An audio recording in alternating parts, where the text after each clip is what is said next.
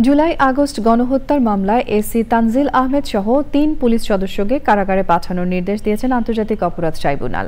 তাদের দুজনকে ৫ই মার্চ ও একজনকে ৩রা মার্চ আবারও হাজির করতে বলা হয়েছে। ট্রাইব্যুনালের এখতিয়ার চ্যালেঞ্জ করে আবেদনের উপর আদেশ হবে বুধবার।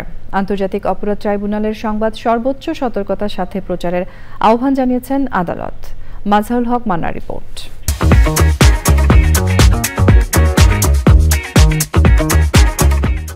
বৈষম্যবিরোধী ছাত্র আন্দোলনে রাজধানীর যাত্রাবাড়িতে কলেজ ছাত্র ইমাম হোসেন তাইম হত্যার অভিযোগে সহকারী পুলিশ কমিশনার তানজিল আহমেদ, গাজীপুরে কোনাবাড়িতে হৃদয় হত্যাকাণ্ডের পুলিশ কনস্টেবল আকরাম হোসেন ও উত্তরের একটি হত্যা মামলায় কনস্টেবল হোসেন আলীকে সকালে ট্রাইব্যুনালে হাজির করা হয়। ট্রাইব্যুনালের চেয়ারম্যান বিচারপতি মোহাম্মদ গোলাম মর্তুজা মজুমদারের নেতৃত্বে ৩ সদস্যের বেঞ্চে শুনানি শেষে আদেশ দেন। একজন হচ্ছে কোনাবাড়ির ঘটনায় আপনারা যে হৃদয় কথা জানেন, হৃদয়কে যেভাবে মারা হয়েছিল, একদম চারিদিক দিয়ে ঘেরাও করে বুকে ঠেকিয়ে গুলি করা হয়েছিল, সেই মামলায় একজন আসামি, একজন যাত্রাবাড়ির ওখানকার অ্যাসিস্ট্যান্ট কমিশনার তানজিল, আরেকটা ছিল উত্তরার ঘটনায়, যাই হোক আমরা তার নাম আমরা বলছি না আপনাদের কাছে। এই 3 জনকে কারাগারে পাঠানোর আদেশ দেওয়া হয়েছে। একই দিন আন্তর্জাতিক অপরাধ ট্রাইব্যুনালের এখতিয়ার চ্যালেঞ্জ করে করা আবেদনের ওপর শুনানি হয়েছে।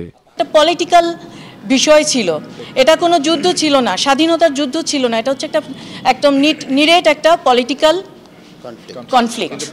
না করা যাবে না।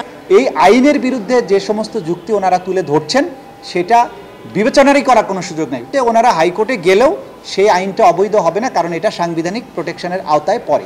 এই পিটিশনটা মূলত করা হয়েছে মিডিয়া অ্যাট্রাকশনের জন্য, সেটা আমরা বলেছি, এবং আমরা আবেদন করেছি আদালতের কাছে যে এই পিটিশন সামারিলি রিজেক্ট করে একটা দৃষ্টান্তমূলক পানিশমেন্ট দেওয়া উচিত। 22 তারিখে এই বিষয়ে আদেশ দেবেন আদালত।